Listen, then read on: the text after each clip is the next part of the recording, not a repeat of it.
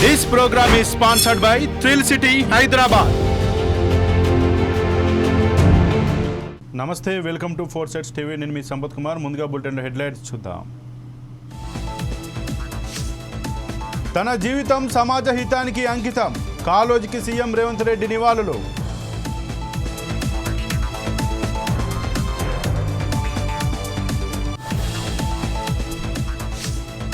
విజయవాడలో పర్యటిస్తున్న మంత్రి సవిత. వరద బాధితులకు పరామర్శ.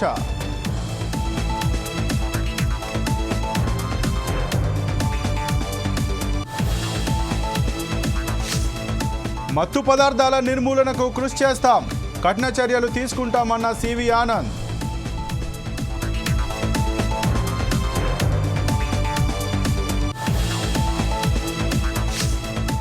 బంగాళాఖాతంలో బలపడిన వాయుగుండం.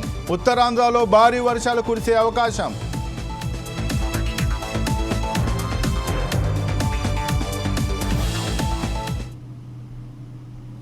ఏపీ వరద బాధితుల కోసం సీఎం రిలీఫ్ ఫండ్కి కొణిదెల నిహారిక 5 లక్షల విరాళాన్ని ప్రకటించారు. వారికి deputy CM Pawan Kalyan X వేదికగా కృతజ్ఞతలు తెలిపారు. బాధితులను ఆదుకునేందుకు ముందుకు వచ్చిన ఆమెను అభినందించారు.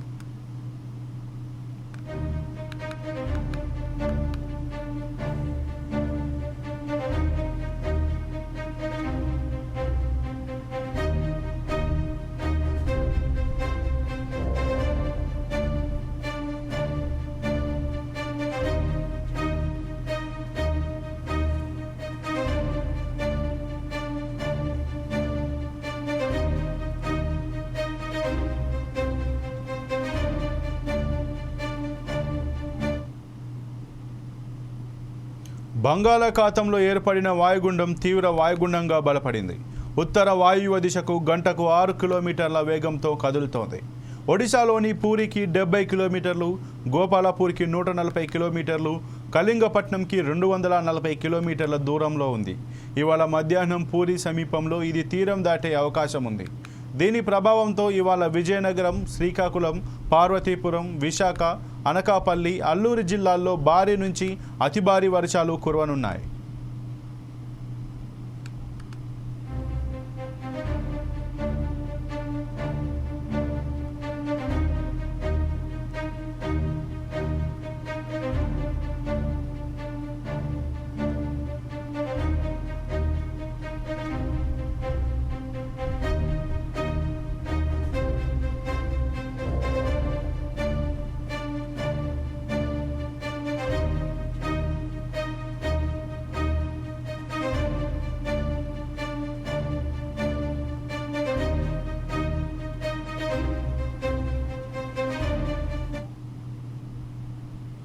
హైదరాబాద్ కమిషనర్గా సివి ఆనంద్ రెండోసారి బాధ్యతలు స్వీకరించారు. వినాయక చవితి, మిలాదున్ నబీ ప్రశాంత వాతావరణంలో జరిగేలా చూస్తానని అన్నారు. రాష్ట్ర ప్రభుత్వం డ్రగ్స్పై సీరియస్గా ఉందని తెలిపారు. డ్రగ్స్, గంజాయి నిర్మూలనకు కృషి చేస్తానని చెప్పారు. మత్తు పదార్థాల నుంచి విముక్తి చేయడమే లక్ష్యంగా పనిచేస్తామని సివి ఆనంద్ తెలిపారు.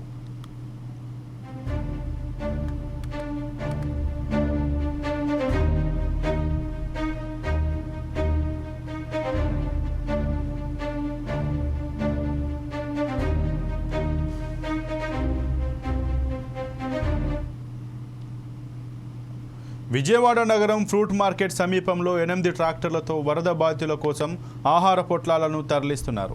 ఈ సందర్భంగా అక్కడికి వెళ్లి వరద బాధితులకు అందిస్తున్న ఆహారంను మంత్రి సవిత పరిశీలించారు. అనంతరం 56వ డివిజన్లో పాత రాజేశ్వరిపేటలో ఇంటింటికి వెళ్లి ఆహార పొట్లాలు, పాలు పంపిణీ చేశారు. బాధితుల ఇళ్లను ప్రభుత్వమే శుభ్రం చేస్తుందని చెప్పారు.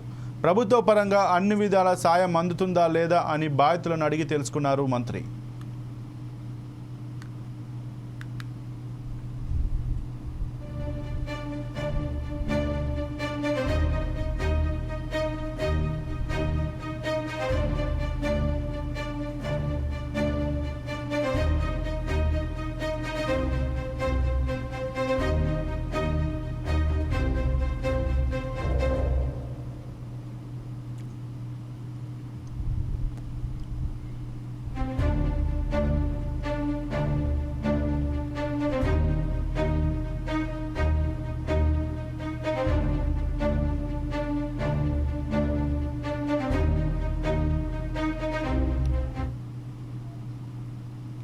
ప్రజాకవి కాళోజీ నారాయణరావు జయంతి సందర్భంగా సీఎం రేవంత్ నివాళులర్పించారు.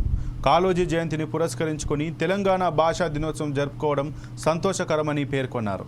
తెలంగాణ భాషా దినోత్సవం సందర్భంగా రాష్ట్ర ప్రజలకు సీఎం శుభాకాంక్షలు తెలియజేశారు.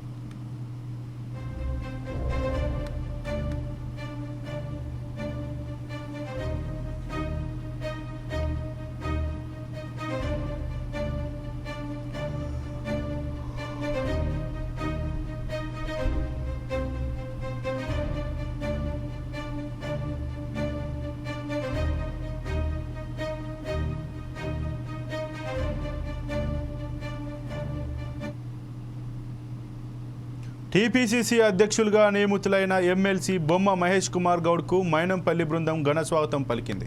దూలపల్లి నుంచి ఖమ్మం వరద బాధితులకు నిత్యావసర వస్తువులు తరలిస్తున్న వాహనాలను వారు ప్రారంభించారు.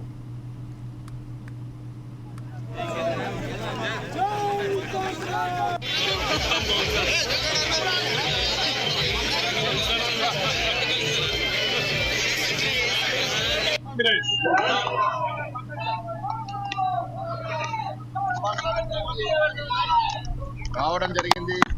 అందరు కార్యకర్తల్ని కలుసుకున్నటువంటి భాగ్యం దొరికింది. కాంగ్రెస్ పార్టీ కార్యకర్తల పార్టీ. Congress party SC, SC, BC, మైనార్టీని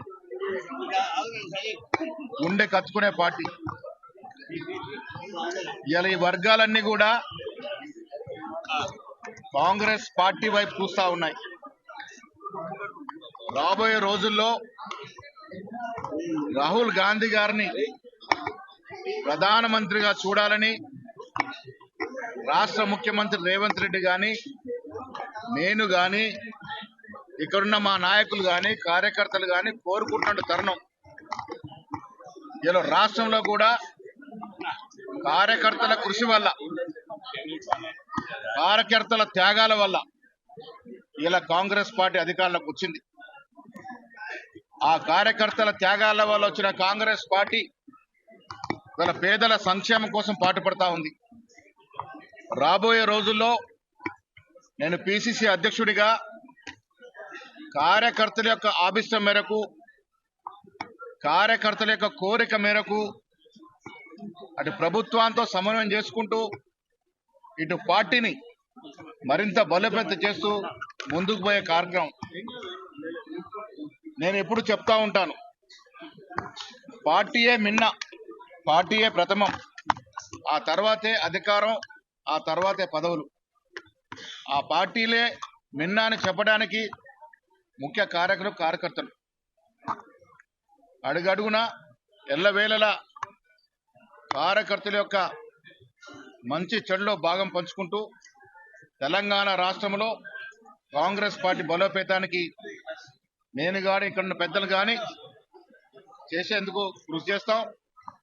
రాష్ట్రంలో రేవంత్ రెడ్డి గారు ముఖ్యమంత్రిగా, బట్టి విక్రమార్క గారు ఉప ముఖ్యమంత్రిగా, సీనియర్ నాయకులు చాలా మంది మంత్రులుగా గల అభివృద్ధి కార్యక్రమాలతో పాటు ఎలక్షన్లకు ముందు ఇచ్చినటువంటి సంక్షేమ కార్యక్రమాలు, 6 గ్యారంటీలు, దాంట్లో పలు అంశాలని ఇదివరకే ప్రజలకి చేరవేసినాం. ఏదొకటి కానీ ప్రజలు మాత్రం ఈ 9 నెలల పాలలో సంతోషంగా ఉన్నారు. మేము ఇచ్చిన ప్రతి వాగ్దానాల అంశాలన్నీ కూడా పూరించే ప్రయత్నం చేస్తా ఉన్నాం. 7.5 లక్షల కోట్ల అప్పులో కూరుకోబెట్టి మా చేతికి కేసీఆర్ పోతు రాష్ట్రాన్ని అప్పచెప్పాడు. అత్యంత క్లిష్టమైనటువంటి ఆర్థిక వ్యవస్థని గాడిలో పెడుతూ ఇలా ప్రజలకు ఇచ్చిన ఏ మాట కూడా జారిపోకుండా సంక్షేమ ఫలాలు వారికి చేరే విధంగా ముఖ్యమంత్రి గారు, వారి మంత్రివర్గ సభ్యులు ప్రయత్నం చేస్తా ఉన్నారు. కార్యకర్తల యొక్క కర్తవ్యం ఇలా ప్రభుత్వ పరంగా కొత్త పద్ధతుల్లో చేనేత శిక్షణ ఇచ్చేందుకు నెలకొల్పిన Indian Institute of Handloom Technology ప్రారంభమైంది. సీఎం రేవంత్ రెడ్డి దీన్ని ప్రారంభించారు. నాంపల్లిలో ఏర్పాటు చేసిన ఈ కార్యక్రమంలో సీఎంతో పాటు పలువురు మంత్రులు పాల్గొన్నారు. దేశంలో 6 ప్రాంతాల్లోనే ఐఐహెచ్టీలున్నాయని మంత్రి తుమ్మల తెలిపారు. ఈ సంస్థ ఏర్పాటుతో ఏటా 60 మంది విద్యార్థులకు చేనేత టెక్స్టైల్స్ టెక్నాలజీలో శిక్షణ ఇచ్చి డిప్లొమా సర్టిఫికేట్ ఇస్తామన్నారు. నాంపల్లిలో జరుగుతున్న ఈ కార్యక్రమంలో సీఎం రేవంత్ రెడ్డి ప్రసంగిస్తున్నారు. లైవ్లో చూద్దాం. అందుకే ఈ ప్రభుత్వం ఆలోచన చేసి ఆనాడు బతుకమ్మ చీరలు సిరిసిల్లకి ఇచ్చిన చీరలు ఇచ్చిండు, కానీ నేసిన ఆ కార్మికులకు నిధులు విడుదల చేయలే. ఆయన బకాయి పెట్టిన సిరిసిల్ల నేతన్నల బకాయిలు కూడా తుమ్మల నాగేశ్వరరావు గారు మంత్రి అయినాక వారు నా దృష్టికి తీసుకొస్తే నేను ఆ నిధులను విడుదల చేసి రాజకీయాలకు అతీతంగా సిరిసిల్లలో ఉన్న కార్మికులను కూడా ఆదుకోవడానికి కోట్ల రూపాయల నిధులను విడుదల చేయడం జరిగింది. మా ప్రిన్సిపల్ సెక్రటరీ గారు హ్యాండ్లూమ్, అదేవిధంగా పవర్ లూమ్స్ మనం ఆదుకోవాలి, పన్నులు ఇవ్వాలి. ఒకవేళ బతుకమ్మ చీరలు ఆగిపోతే కొంతమందికి నష్టం జరుగుతుందని వారు నా దృష్టికి తీసుకురావడం జరిగింది. బతుకమ్మ చీరలు కట్టుకునేంత క్వాలిటీ కానీ దాని మీద పెట్టాల్సినంత పెట్టుబడి పెట్టలేదు. అందుకే ఈరోజు నేను మా మంత్రి అధికారి గారు చెప్తే నేను ఒకే మాట చెప్పిన, ఈరోజు స్వయం సహాయక సంఘాలు, మా మహిళలు సెల్ఫ్ హెల్ప్ గ్రూప్స్ కింద 63 లక్షల మంది సభ్యులు ఈరోజు తెలంగాణ రాష్ట్రంలో ఉన్నారు. ఈ 63 లక్షల మంది సభ్యులకు ఒక్క మంచి డిజైన్తో ప్రతి ఆడబిడ్డకు 2 చీరలు ఇస్తే 1,30 లక్షల చీరలు మనము ఆర్డర్ ఇవ్వచ్చు.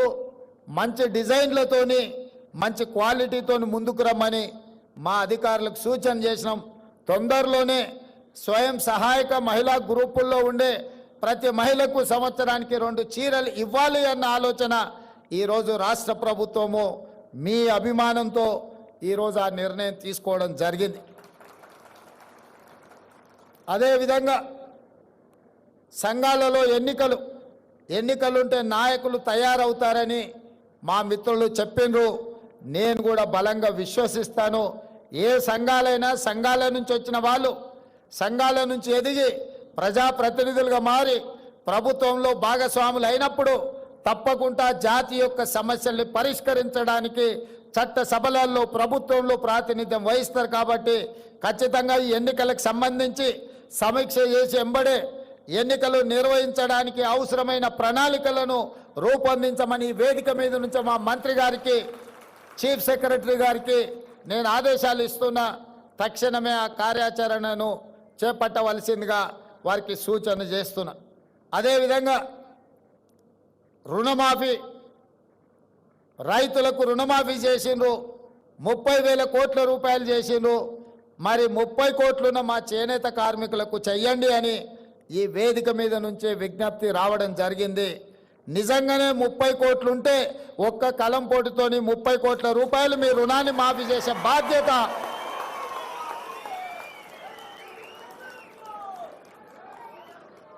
చేనేత కార్మికుల యొక్క రుణ భారాన్ని తీర్చడం.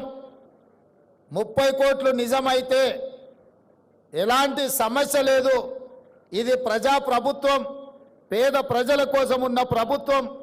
ఇది ఇందిరమ్మ ప్రభుత్వం. ఇందిరమ్మ ప్రభుత్వంలో కుల వృత్తులకు, చేతి వృత్తులకు సముచితమైన న్యాయం చెయ్యాలన్న విధానమే మా ఆలోచన. తప్పకుండా 30 కోట్ల రూపాయల రుణమాఫీ చేయడానికి, 30 కోట్లు మంజూరు చేయడానికి అవసరమైన ఆదేశాలను చీఫ్ సెక్రటరీ గారికి ఈ వేదిక మీద నుంచే ఇస్తున్నా. తప్పకుండా మీరు దూర ప్రాంతాల నుంచి, ఎక్కడెక్కడి నుంచో మారుమూల ప్రాంతాల నుంచి మీరు అందరు ఇక్కడికి వచ్చిండ్రు. ఇంత దూరం వచ్చి మీరందరూ కలిసి ఈ సంతోషంలో భాగస్వాములైన మీరు ఇంటికెళ్ళి సంతోషంగా మీ కుటుంబ సభ్యులతోటి కడుపు నిండా బువ్వ తినాలి అనంటే ఒక మంచి వార్త మీరు మోసుకొని మళ్ళీ మీ ఊరికి వెళ్ళాలి. ముఖ్యంగా తుమ్మల నాగేశ్వరరావు గారు చెప్పినట్టు రైతులకు పట్టెడు అన్నం పెడితే ఆ రైతులను ఆత్మగౌరవంతో బ్రతకడానికి నేతన్న నేయడం వల్లనే ఈరోజు సమాజంలో మనం అందరం కూడా గౌరవంగా బ్రతుకుతున్నాం. రైతన్న ఎంత ముఖ్యమో నేతన్న కూడా మాకు అంతే ముఖ్యం. మీ కష్టాలను తీర్చడానికి, మీ సమస్యల్ని వినడానికి, మీ సమస్యల్ని పరిష్కరించడానికి మీ ముఖ్యమంత్రిగా, మీ సోదరుడిగా నేను ఎప్పుడూ మీకు అందుబాటులో ఉంటాను.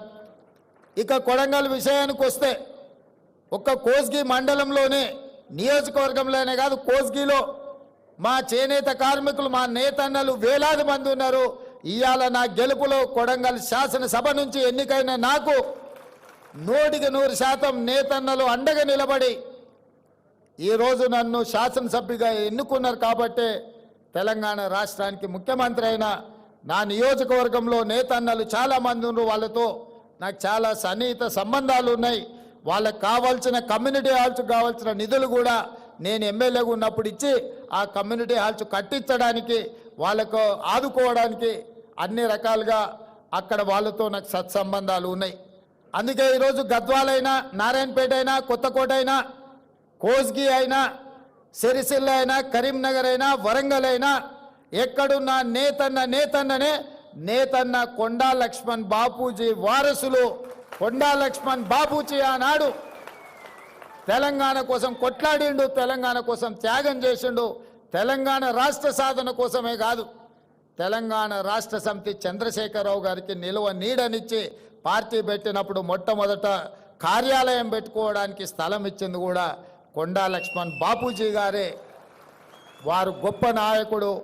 వారు లేకపోవడం విషాదకరం. తెలంగాణ రాష్ట్రం వచ్చినప్పుడు వారు 69లో తెలంగాణ రాష్ట్రం వచ్చే వరకు నేను పదవులను చేపట్టను అని ఆనాడు ఎమ్మెల్యేగా మంత్రిగా రాజీనామా చేసిన గొప్ప పదవీ త్యాగం అంటే కొండా లక్ష్మణ్ బాపూజీ గారు చేసింది.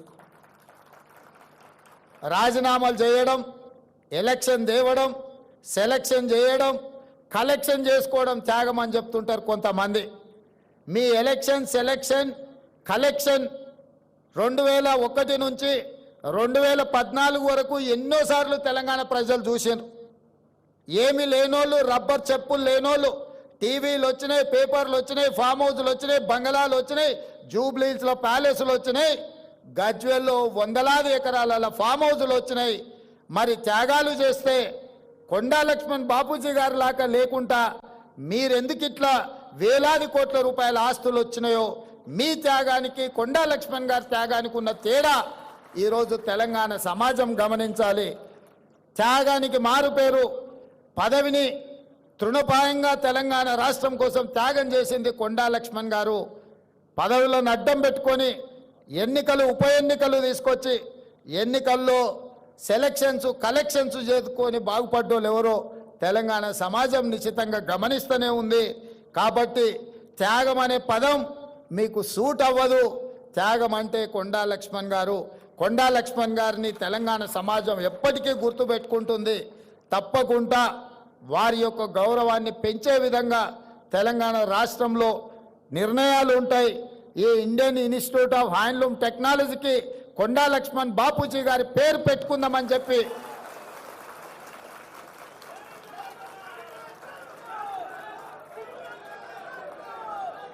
శాశ్వతంగా చరిత్రలో వారి పేరు నిలబడాలి అనంటే విద్యా సంస్థలకు వారి పేరు ఉండాలి. ఈరోజు నేతన్న పిల్లలు కానీ ఈ వృత్తిని నేర్చుకోవాల్సిన ఇన్స్టిట్యూట్కి కొండా లక్ష్మణ్ బాపూజీ గారి పేరు సముచితమని నేను భావిస్తున్నా. మా అధికారులకు, మా మంత్రి గారికి నేను ఆదేశాలు ఇస్తున్న వేదిక మీద నుంచి తక్షణమే దీనికి సంబంధించిన జీవోను విడుదల చేయండి. ఇండియన్ ఇన్స్టిట్యూట్ ఆఫ్ హ్యాండ్లూమ్ టెక్నాలజీకి కొండా లక్ష్మణ్ బాపూజీ గారి పేరును పెట్టి శాశ్వతంగా వారి గౌరవాన్ని పెంచే విధంగా తెలంగాణ రాష్ట్ర ప్రభుత్వం నిర్ణయాలు తీసుకోవాల్సిందిగా నేను ఆదేశాలు ఇస్తూ ఇంత దూరం నుంచి వచ్చిన మీ అందరినీ మళ్ళొక్కసారి మనస్ఫూర్తిగా అభినందిస్తూ మీ అందరి దగ్గర సెలవు తీసుకుంటున్న ధన్యవాదాలు మిత్రులారా. నేతన్నల అభివృద్ధి ప్రదాత రాష్ట్ర అధినేత ఆంధ్రప్రదేశ్ సీఎం గారి తూర్పుగోదావరి జిల్లా పుష్కరవనంలో చిరుతపులి కలకలం రేపుతోంది. దీనిపై అటవీ శాఖ అధికారులు సమావేశం నిర్వహించారు. ఈ సందర్భంగా ప్రజలు అప్రమత్తంగా ఉండాలని అటవీ శాఖ అధికారి భరణి సూచించారు. హౌసింగ్ బోర్డు కాలనీ, లాలా చెరువు, రూపానగర్ పలు ప్రాంతాల్లో డ్రోన్ కెమెరాలను అధికారులు ఏర్పాటు చేశారని తెలిపారు. రాత్రి వేళల్లో ఒంటరిగా వెళ్లవద్దని, నివాస ప్రాంతాల్లో లైట్లు వేసుకోవాలని హెచ్చరించారు.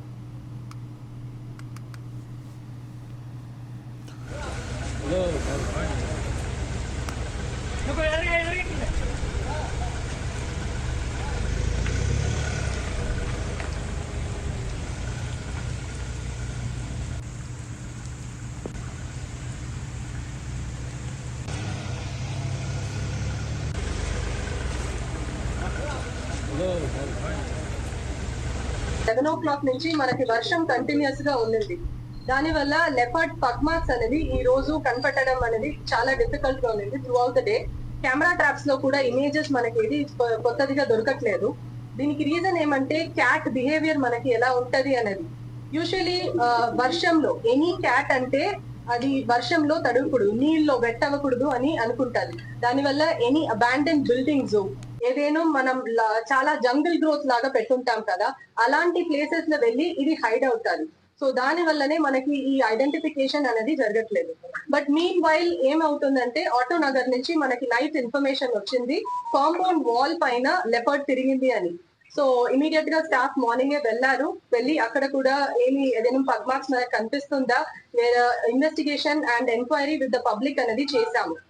మీన్ వైల్ ఇప్పుడు మనకి ఇక్కడ దివాన్ చెరువు RF ఆఫ్టర్నూన్ టైం నుంచి మనకు మిగతా యానిమల్స్ కాల్ వింటుంది. కాల్ అంటే ఏదో ఒక మనకి టైగర్ లేదు లెపర్డ్ ఇంకొక ప్రేని చేస్ చేస్తున్నప్పుడు, లేకపోతే లెపర్డ్ పక్కన వస్తే ప్రే అనేది ఒక కాల్ ఇస్తుంది. అలాంటి కాల్ అనేది మనకి ఫారెస్ట్ ఏరియా దివాన్ చెరువు వెస్ట్ RF లోపల ఉంది.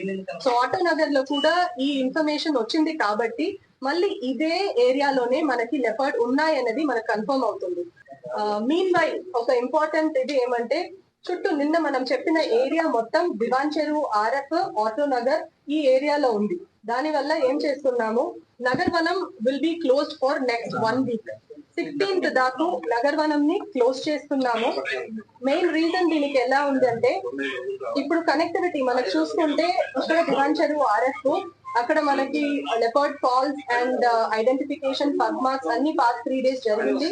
అండ్ కనెక్టివిటీ మూవ్మెంట్ అనేది కొద్దిగా ఆకాశవాణి ఏరియాలో చూసాము. అండ్ నిన్న పబ్లిక్ ఆటో నగర్ లో చెప్పారు కాబట్టి ఈ కనెక్టివిటీ స్ట్రెచ్ అనేది మేడ్చల్ జిల్లా గట్కేసర్ మండల పరిధి ఏదులాబాద్ గణేష్ నిమజ్జనం ఏర్పాట్లు రాచకొండ సిపి సుధీర్ బాబు పరిశీలించారు. ప్రతి సంవత్సరం లాగే ఈ సంవత్సరం కూడా గణేష్ నవరాత్రి ఉత్సవాలు ఘనంగా జరుపుకోవాలని సుధీర్ బాబు తెలిపారు.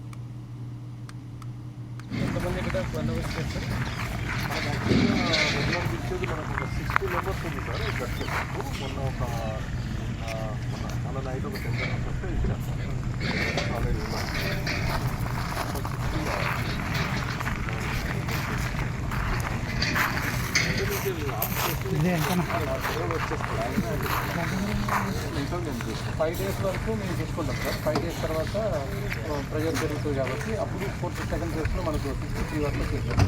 63కు మ్యాక్సిమం. ఇక ఇవి ఇప్పటివరకు బులెటిన్లో ఉన్న అప్డేట్స్. మరిన్ని అప్డేట్స్ కోసం చూస్తూనే ఉండండి 4 Sides TV.